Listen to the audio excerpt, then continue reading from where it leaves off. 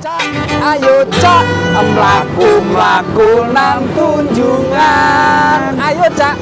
Ini udah jalan-jalan kita di Nah, iki awak dhewe mlaku nang ngene tunjungan cak. tunjungan. Kenapa tidak dihancurkan? Kenapa tidak dimontir? Karena hotel ini adalah tempat wartawan internasional. Orang-orang internasional Red Cross berada di hotel ini untuk melakukan ini seperti kantor internasional gitu.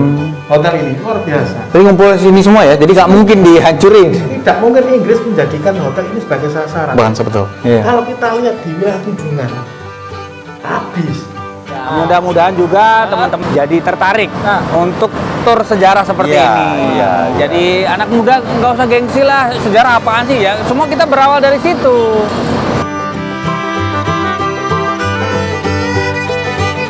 Nah, iki awak dhewe mlaku nang ngene tunjungan cak. Tunjungan. Sampeyan tahu tentang tunjungan ini seperti apa? Aku biasanya kalau ke tunjungan tuh diajak teman-temanku yang sini tuh paling ke mall. Oh, nang mall tok. Nang mall tok. Nang mall tok. Padahal nang tunjungan iki akeh ikon-ikon lho. Oh gitu. Iya, iki kawasan sing melegenda. Tunjungan ini. Tunjungan iki. Salah satunya sih pernah denger di hotel ini nih. Hotel- Dulu Hotel Orange saya tahu. Hotel Oranye. Oranye. Ayo nang hotel Mojopahit sih. Monggo. Oh iya. Hai. Hotel Mojopahit iki terkenal dengan peristiwa perobekan bendera. Iya, itu dia. Saya pernah sering membaca dan mendengar cerita juga. Wah, tapi yo ono peristiwa liyane, Cak. Sing luwih menarik, Cak. Waduh. Nggo dompet gak? Aku gak kok, gak apa-apa, buka apa ya. Kanca dhewe ya. Kanca dhewe. Malam, Pak Kahar. Baik, Pak. Baik. Cacakku sing ganteng dhewe. Oke. Siap. Bajai. Pak Isa, selamat datang di Hotel Terima Mojopahit. kasih, Bang Kahar. Saya Kahar, saya GM di sini. Senang sekali bisa datang ke Hotel Mojopahit. Siap, terima kasih Pak. Suatu kehormatan saya juga bisa ke sini, Pak. Hotel ini bisa dikatakan hotel museum. Hotel museum. Hotel museum. Sebetulnya kategorinya hotel museum karena hotel ini dibangun tahun 1910.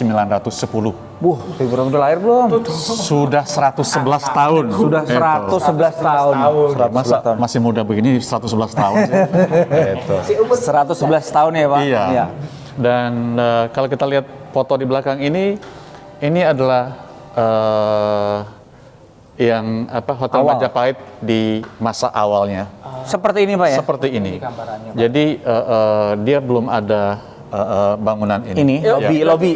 Ya. Baru, Pak ya? Baru, Pak ya? Ini termasuk agak baru. Agak baru. Berarti udah lama juga, Pak ya? Sudah lumayan lama. Di tahun 1932. Udah lahir lagi? Belum. 1932 baru ada lobby ini, Pak ya? Baru ada lobby ini karena Jalan Tunjungan itu semakin ramai. Dia coba untuk memprotek bangunan di dalam supaya tidak terlalu bebas orang keluar masuk. Hanya dia ada penyesuaian tower kiri kanannya. Yang naik itu, Pak ya? Dua tuh ya? Tidak ada. Iya. Itu sebenarnya lobby juga ya, Pak dulu, Pak? Lobbynya di situ? Itu lobbynya di situ. Dan sekarang kita sebut Cafe 1910.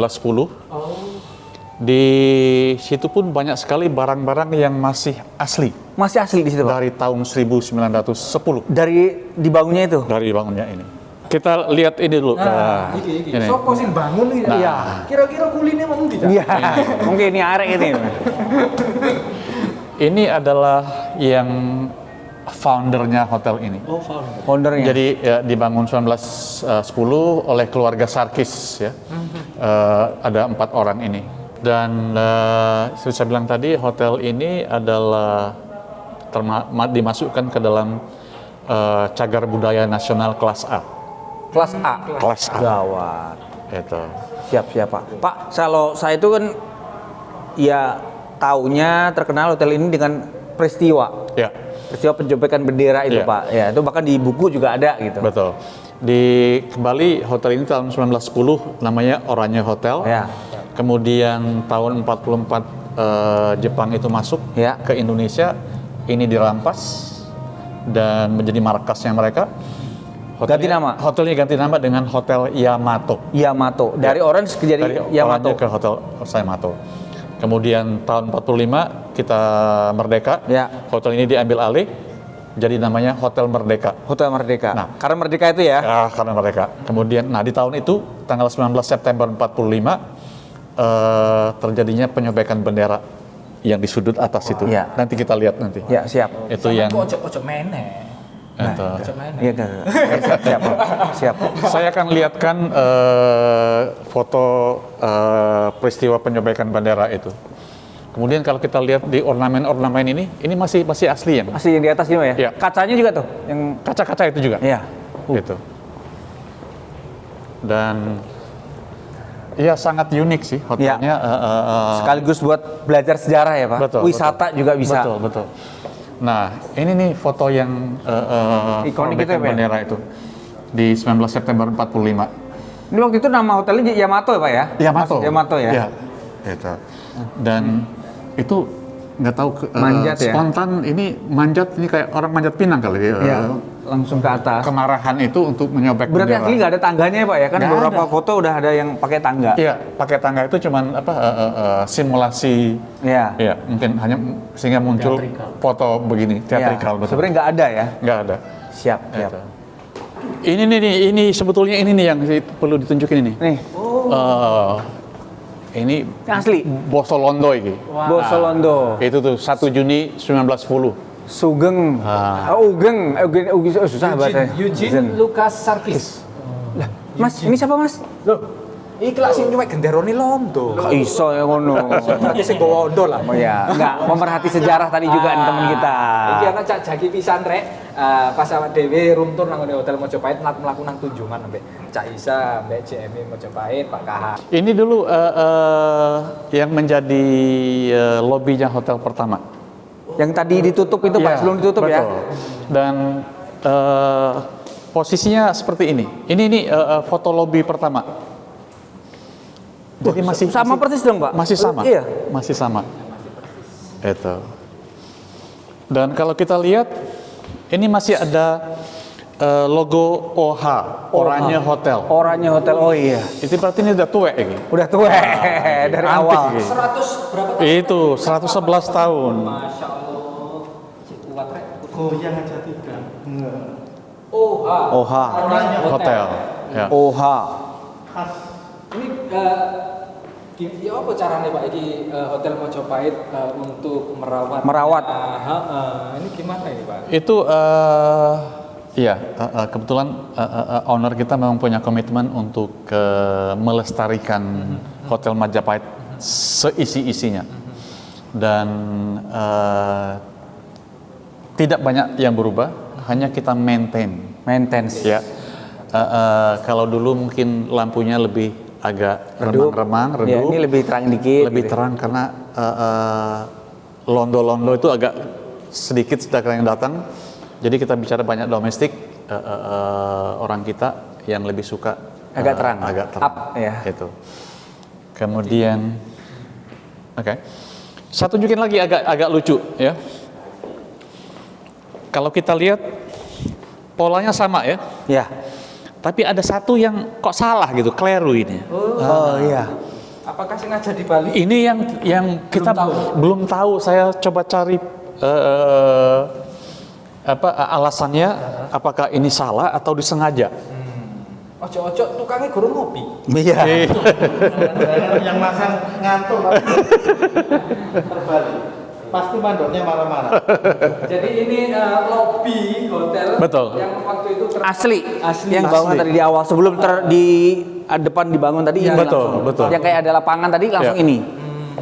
Kemudian ini foto tahun 1932 pada saat itu pasti nggak kenal itu, yang pegang bunga itu. Siapa? Itu adalah Charlie Chaplin, hanya dia nggak pakai kumis. Oh, Nah itu. yang pegang bunga Charlie Chaplin. Iya. Charlie Chaplin. 32 loh. Dulu kan sekutu kan juga pernah ngantor di sini Pak. Dengar-dengar di kamar 33. Oh no. Oh no, takut Pak Kahar. Kamarnya satu-satu aja, kenapa 3-3? Oke Pak. Ini Pak Gitu. bisa ditunjukkan ke Mas Isi. Oh iya. Kamar buat ngantor. Kamar buat Ngantor pemerintahan lagi. iya, Itu. ini ngantor sama ngamar. Gitu. Saya sebelum ke sana ke kamar kita lihat ini dulu nih. Wow.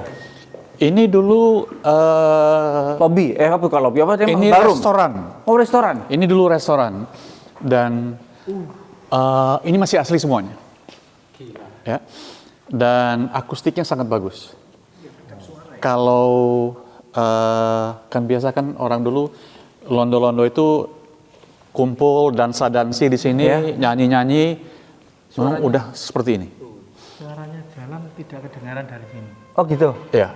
Ini kan sudah ditutup. Nanti kalau sudah buka, suaranya masuk. Oh. Audio. Iya. Ya. Iya, dia tidak Nih, bergema. suaranya kedap banget. Dibuka baru kedengeran suaranya. Makanya kalau ada sebelumnya kita sering mengadakan classical music concert. Kan mereka tanpa Iya. itu harus asli kan. Itu. Di sini tempatnya. Di sini tempatnya. Dan itu asli semua itu. Original. Original. Dan itu ada dulu kan balkon tuh ada yang VIP segala Iya. macam kalau ada. Iya. Iya. Iya. Waktu kita masih tutup dulu ada duta besarnya Perancis, dia hubungin kita bulan April. Kita masih tutup, masih renovasi. Kebetulan juga pandemik. Akhirnya dia nginep di Fas Shangri-La. Tapi dia menyempatkan di sini 2 jam untuk hotel tour. Menikmati Ya. Dan dia bilang, saya maunya nginep di hotel seperti ini. Hotel yang punya soul. So, Kalau hotel lain itu adalah they just nice hotel, city hotel. Tanpa soul. Ini hotel yang dengan ada jiwanya. Itu.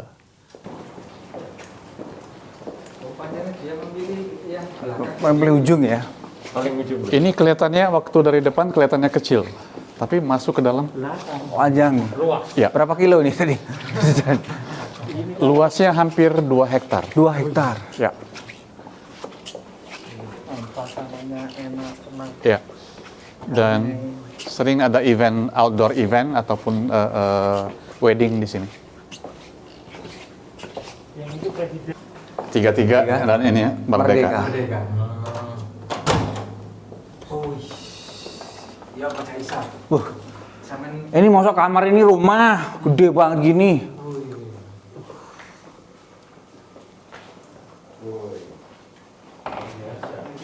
Wow. Adem. Ya, ini dulu kantor dulu. Kantor Sekutu. Gitu. Ini masih seperti ini, tidak banyak perubahan. Termasuk Setting tempatnya juga. Ya. masih original. Ya. Jadi memang yang dikatakan Mr. Plukman, ya beliau ada di sini. Betul. Beliau ada di sini. Memang kan kalau menurut Itu nomor hotel, kantor hotel. Langsung ditelepon ya. Temennya. Oke. ini kamarnya kan ini.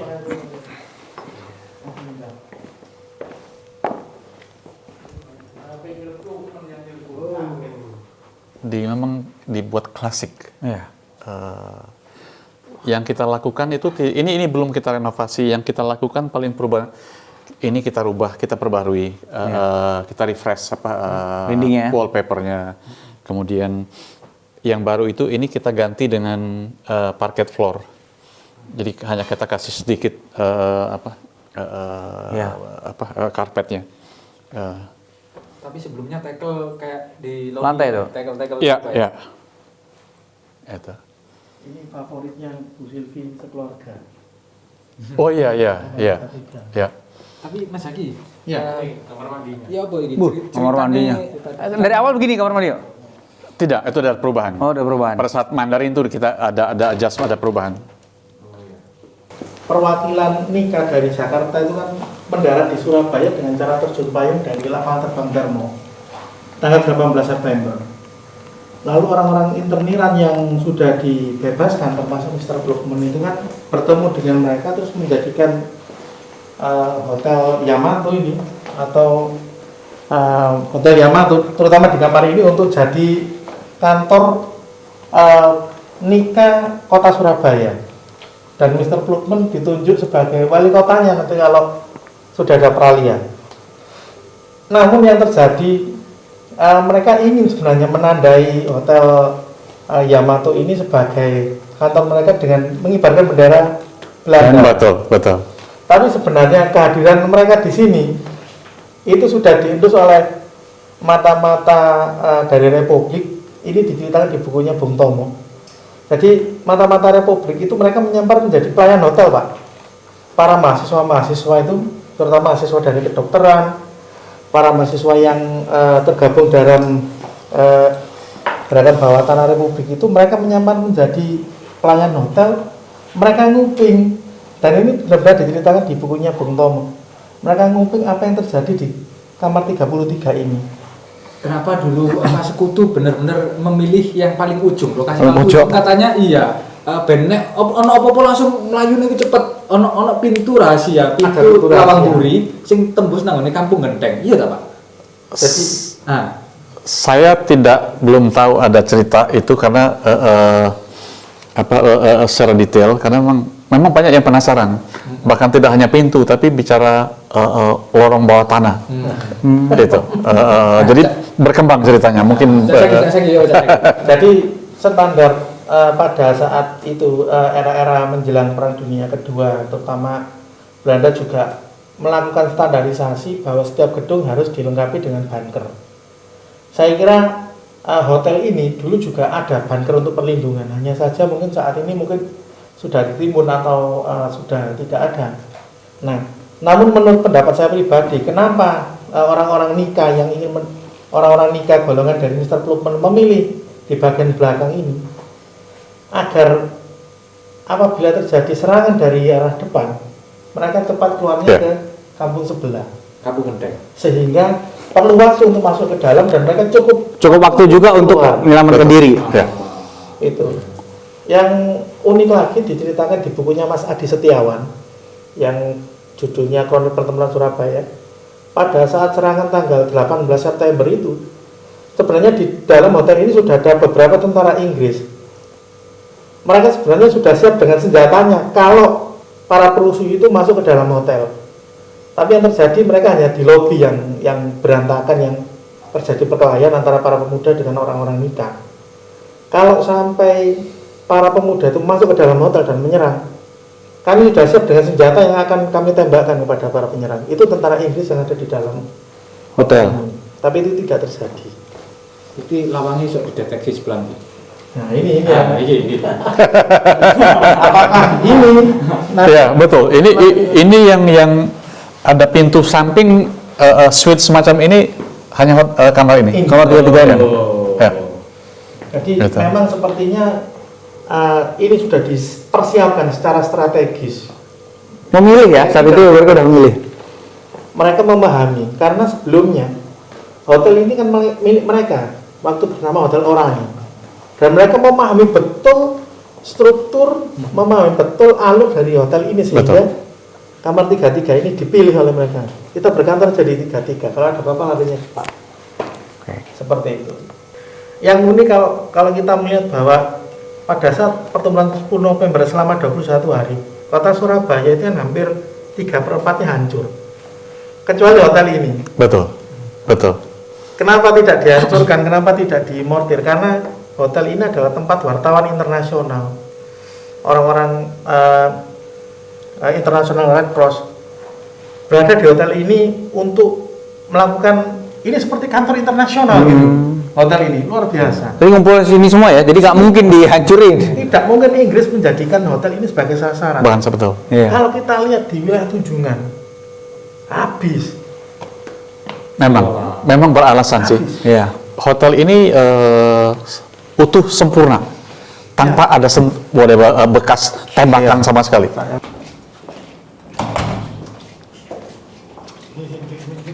Kalau ukuran sama Pak semua? Ukuran suite-nya sama. Oke. Itu presidential suite. Itu keren. Ada 2 lantai. Iya. Ukurannya keseluruhan 806 meter persegi. Menampung berapa Omanya orang? WTW Iya. lebih kecil ya. Lebih kecil sama kamar. Kalau tamu-tamu asing, kalau yang sekarang kebanyakan dari mana, Pak? Belanda juga atau?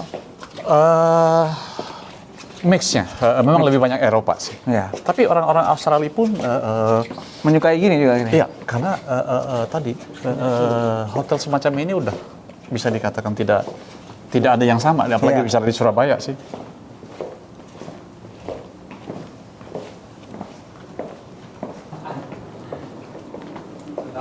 Ini udah kembali mulai agak rame ya, Pak? Kan kita udah agak sedikit longgar nih. Slowly picking up, tapi bisnis corporate masih belum bergerak. Ya.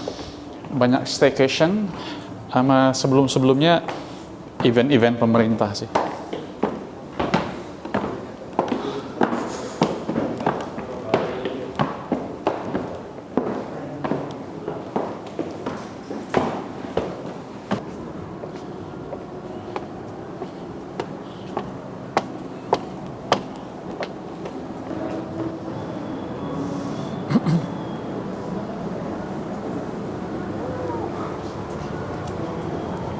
Ini baru, Pak? Kata awalnya sini doang kan? Awalnya sampai sini. Sampai sini Ini kan? yang Jadi dibangun. yang dihilangin tadi yang sini, kanan kiri sini? Ya, kanan kiri di sini. Ya.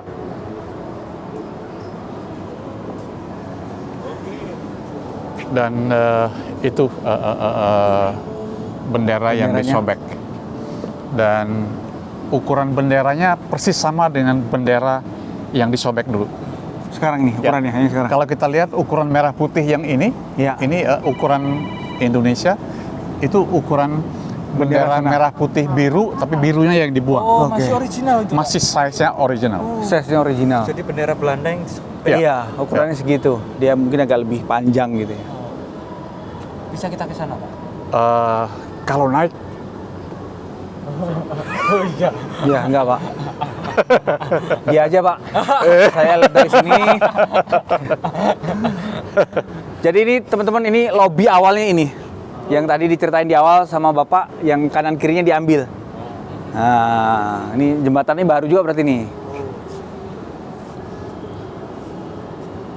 ini juga kita buat keterangan yang kejadian 19 September itu. Jadi orang datang ke sini dia tahu apa yang terjadi. Iya.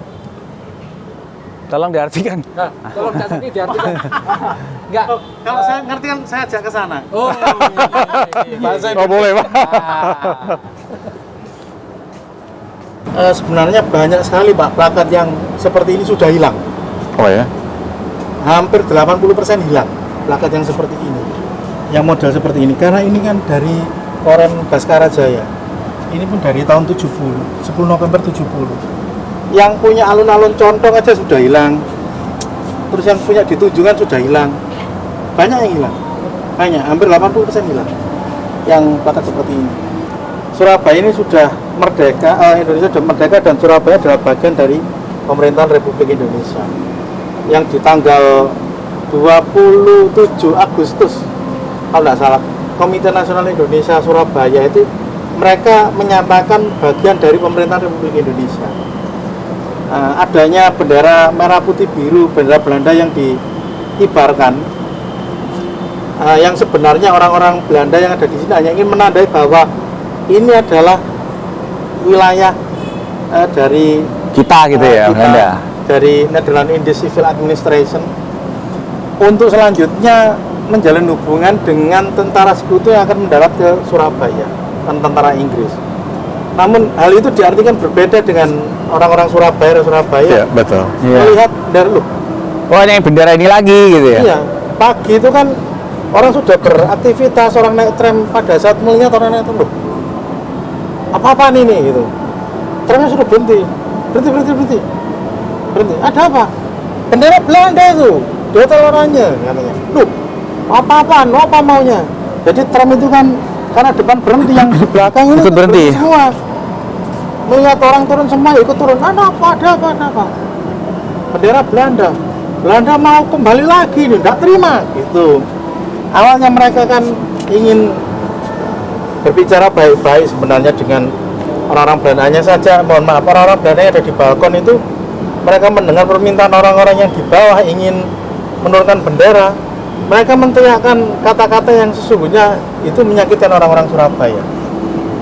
Omong kosong itu merdeka, tidak ada itu Republik Indonesia, Hotperdom, dan lain-lain, wis omongan satu kebun binatang keluar semua untuk orang Surabaya yang di bawah. Sehingga hal itu makin menyakitkan. Orang semakin banyak datang ke depan hotel sehingga polisi militer Jepang yang namanya Kempeta yang saat ini kantornya di Tugu Pahlawan, Pak, datang ke hotel depan Hotel Mojopahit ini untuk mengamankan. Mereka membuat barikade. Mereka membuat barikade di depannya hotel ini, berupaya supaya orang-orang Surabaya tidak masuk ke dalam hotel. Nah, setelah banyak dan orang-orang ramai, datanglah Presiden Sudirman, datang dengan pengawalnya orang-orang dari Cipakutai. Cipakutai itu kalau dulu orang-orang yang dilatih sama Jepang sebagai pasukan bunuh diri. Mereka datang, Presiden Sudirman minta ketemu dengan orang-orang yang siapa yang bertanggung jawab. Mr. Pelukman Nyahlang turun. Mr. Pelukman turun itu ya karena dia merasa saya adalah bagian dari pemenang Perang Dunia dan akan kembali lagi. Orang-orang Belanda di Indonesia mengatakan bahwa tidak ada itu Republik Indonesia, omong kosong, tidak bisa menurunkan bendera. Intinya bahwa mereka sangat keberatan, cuman kata-katanya begitu keras sehingga pada saat saling berargumen dan dikatakan mentok, tidak ada jalan lain karena emosi. Mr. Pelukman mengambil pistol dan pistol itu diarahkan ke Presiden Sudirman, sedangkan pengawalnya melihat pistol ditodongkan ke Presiden Sudirman langsung ditendang. Nah, pada saat ditendang ke atas pistol itu bunyi der. Pada saat pistol itu bunyi itu seperti dikomando Rakyat ya. rakyat itu. Mereka berpikir bahwa wah, ya ini sudah itu kode. Ramailah, sebagian mereka berkelahi sampai ke dalam lobi dengan orang-orang Belanda, sebagian langsung naik ke atas balkon hingga ke tiang itu.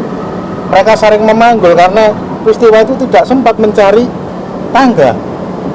Mau cari tangga di mana, wong Nggak direncanakan. tidak ada rencana. Ya. Sehingga mereka saling memanggul, naik ke atas, saling memanggul sampai ke atas.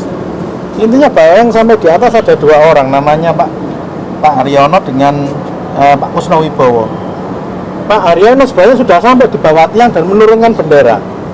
Lalu bendera itu mau dirobek karena sudah capek, tidak kuat, tangannya sudah capek. Tapi dari belakang Pak Kusno Wibowo itu naik, bendera itu direbut, digigit, dirobek. Nah, pada saat selesai dirobek, merah putih diberikan pada Haryono. Nah, Haryono mengikat lagi terus dikibarkan merah putih yang seperti ukurannya seperti saat ini, dan Kusno Wibowo mengangkat warna biru itu sambil teriak merdeka, merdeka, merdeka, dilemparlah ke bawah.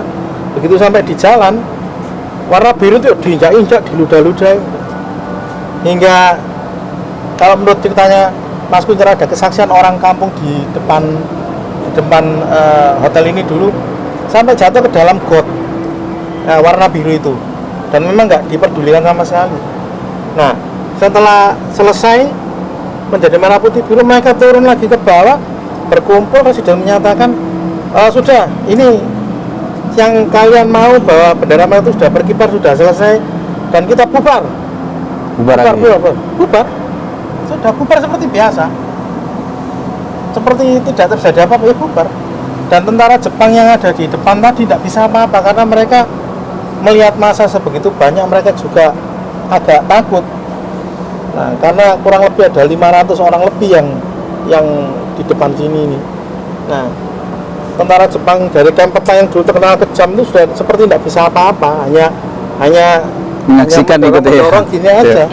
Nah, akhirnya yang terjadi ya Sampai sekarang ya. perobekan bendera itu, dan orang Surabaya begitu Presiden Sudirman bilang bubar, ya sudah bubar, selesai. Tram jalan lagi ya seperti biasa. Ya wis, nek ngono. Ayo Cak Isa, Siap. kita ngeksplor Tunjungan Romansa. Cak, kok ruangan nggon apa iki? Loh, ya iki sing tak omongno kapanane sing rame-rame diresmikno Tunjungan Romansa. Romansa. Romansa. Jadi romansa vintage masih ada? Betul. Modern ya kayak banyak tempat makanan, tempat nongkrong-nongkrong, selfie-selfie. Selfie lah, ambek yo indah-indahan lah. Iya, menyesuaikan berarti ya.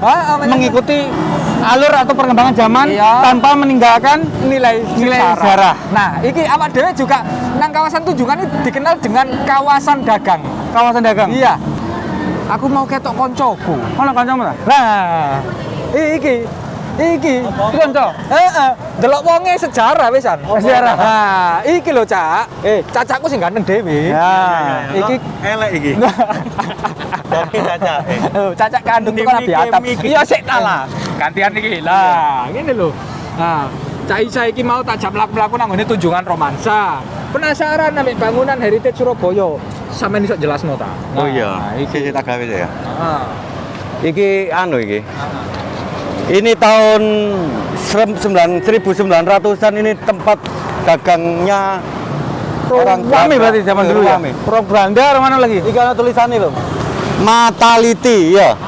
Iki mbae Lanyala Mataliti. Oh iya. Loh iya beneran. Iya. Jadi saudagar Makassar yang dulu kaya itu Pak Mataliti. Mataliti. Mbahnya ketua DPD RI. Iya, itu. Mataliti itu. Dia punya anak menjadi dekannya Fakultas Hukum UNER, punya anak lagi ketua DPD RI. Jadi ini golongannya wong sugih-sugih. Mataliti. Sini itu ya. Ya. Nah, ini sebenarnya gedung ini dibangun tahun 20-an, tetapi yang lebih tua lagi di belakang. Ya. Tak dudui logo ya.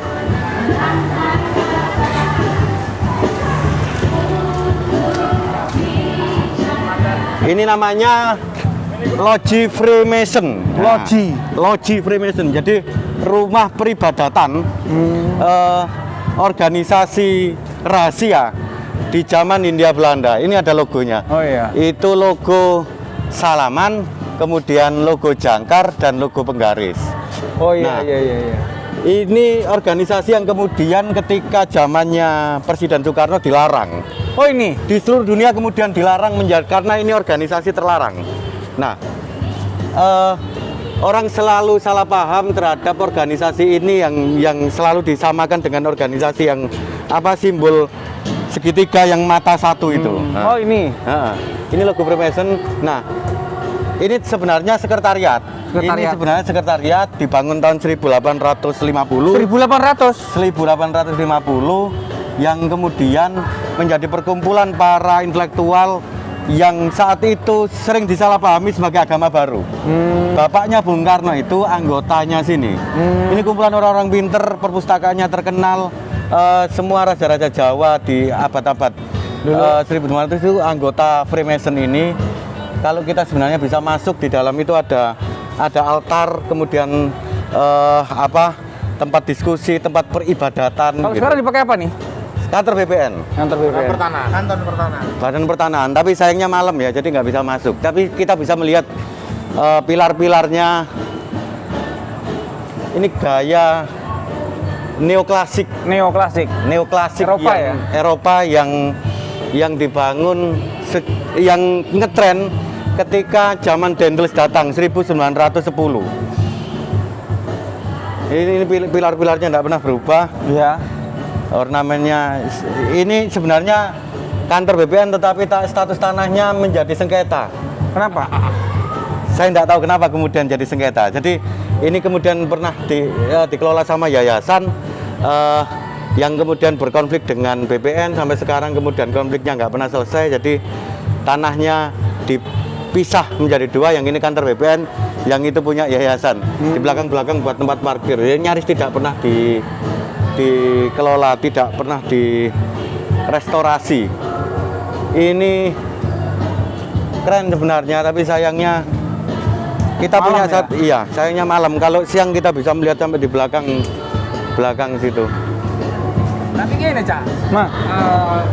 Tunjungan ini dikenal dengan kawasan dagang. Ini saja nih Tunjungan ke tahun piro ini? Kok sampai benar-benar melegenda gitu? Itu gara-gara nih Siola.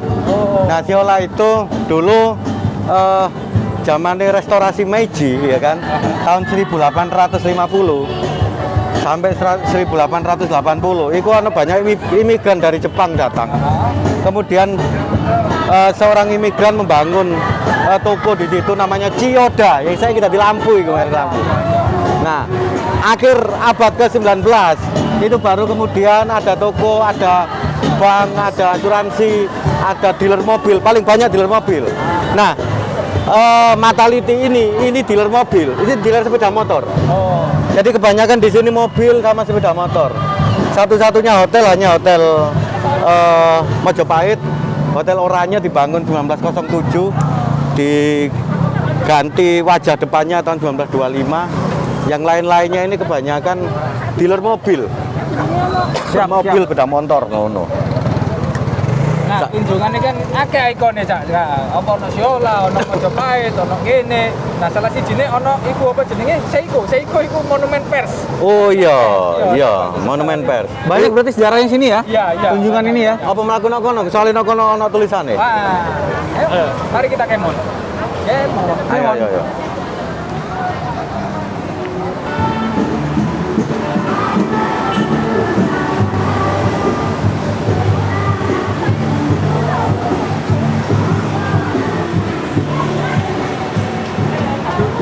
Nah, nek sampean ngerti ono foto perobekan bendera, Iya. Semua rame-rame teko kono. Iku sing foto penek nang ndukur kono. Motor ini gini? Gak ndukur kono ya? Iya. Karena itu bangunan anyar. Iki kan lantai 1 nang loro, nang Iya. ndukur Di sini? Heeh. Iya. Waktu itu ceritane nang jero iki kantor Antara. Berita Antara. Kantor berita Antara. Ono Bung Tomo, ono macam-macam pokok tokoh penting di sini. Nanti nang kono tulisane. Termasuk ono Pak Abdul Wahab. Nah, Pak Abdul Wahab itu tukang jepret. Waktu suasana rame, ono apa iku? Dek ndelik nonton teko cendelo. Duh. Ono apa penekan? Weh. Karena dek tukang foto, dek kuatir nek kono terganggu ya. Iya. Menek nang ndukur kene. Dadi fotone teko kono, iku dipoto teko ndukur kene. Nah, waktu suasana rame iku gak ono sing wani nyedek karena nek kono kan masa. Dek moto teko ndukur, ketika sudah agak tenang dia turun. Makanya kan fotonya gak akeh. Makanya mari kono nih ono foto sing ono nggawa ondo, iku duduk fotone dek. Iku rekonstruksi. Ya. Tahun 50. Nah, sing foto riuh iku dek ono nang kene mek ono telung jepretan apa petang jepretan. Iku ceritane dawa. Nah, gedung iki penting. Iki Jalan Tunjungan nomor 100. Ini pusatnya pergerakan. Ketika kantor berita Dome ditutup, wayahe Jepang berakhir, wong-wong para wartawan iku pindah nang kene. Sadurunge kan cedek tuku pahlawan kono. Pindah rene kabeh. Pindah rene gawe kantor berita Indonesia jenenge. Sing saiki dadi kantor berita Antara. Nang kono ana tulisane. Ayo nonton. Nah, iki Jalan Tunjungan 100. Jenenge nang kene wae para pendirinya iki kantor berita Indonesia. Kemudian dadi kantor berita Antara. Ya. Iki pelaku-pelakune iku Bung Tomo, dadi pimpinan redaksi waktu itu. Dadi Bung Tomo iku gak melok nyekel bedil waktu perang 45. Dhek bengok-bengok karena dhek dadi pimpinan redaksi. Nang kono ana Bintarti, Amir Lubis, Wiwi Hidayat, termasuk pendirine Surabaya Post, Abdul Aziz sak bojone. Akeh iki wartawan-wartawan pejuang. Ya. Jadi dhek ngumpul nang kene bulan Agustus 45 ya. Setelah Dome baru Jepang buyar, mari ngono Dome. Wah, wis metu teko Dome, gawe dhewe. Nggone apa iki? Iki biyen toko, jenenge toko 6. Kemudian dadi toko Kuan setelah toko 6 pindah nang kono. Bareng mari kono kosong diduduki ambek wong-wong. Oh. Gak ono mesin ketik, dicolong-colongno mesin ketik. Iya kan? Nah, ngono ceritane. Perjuangan soalnya. Dawa perjuangan. Dawa pancen Dawa. Ora entek-entek. Kano entek untunge awak dhewe iki yo kano entek ngupas sejarah Surabaya. Nah, ngene Cak, terakhir Cak. Iki tunjungan sing kapanane diresmekno sebagai tunjungan romansa. Iki kan rame maneh. Rame maneh. Nah, harapane sampean pesene apa sampean supaya tunjungan ini rame tapi gak ninggalno sejarah. Yo, awake dhewe kudu kolaborasi ya pemerintah kota, para seniman, budayawan, sama teman-teman kreatif. Ini sakjane aktivitas akeh. Tapi tidak terkelola, ya kan? Iya.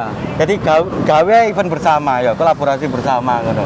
Sama iki kan mlaku dhewe-dhewe. Yap. Jadi ono sing gak ngerti ceritane, Iya. ono mek nonton oh iki opo. Apa? Padahal lek jane ya menarik ngono kan. Nah, rono iku mari ngono ya kudu gawe event bersama lah. Iku kudu dikelola. Apakah kemudian gawe Dewan Kesenian Surabaya atau pemerintah kota atau memang para pegiat kreatif iki sing kumpul gawe agenda bersama. Iya. Jadi ono sing ben-benan, ono sing ngelawak, ono sing melaku-melaku bersejarah kan keren ya. Ya, mudah-mudahan juga teman-teman yang setelah menyaksikan ini jadi tertarik untuk tur sejarah seperti Iya, ini. iya, Jadi anak muda nggak usah gengsi lah, sejarah apaan sih ya? Semua kita berawal dari situ. Ya. Wes nek ngono matur suwun. Mas Matur Isa. nuwun. Wes Mas Yo, mlaku matur nang nggone sami-sami. Surabaya. Wes pokoknya bakar ini terus. Ya, matur nuwun. Nah. Nanti kita ke gedung-gedung berikutnya. Oke. Oke, ya wes nek ngono dari kantor Berita Antara kita semua pamit undur diri. Jangan lupa tonton terus video ini. Dan Like, subscribe. Iya. Matur suwun. Turun. Yo.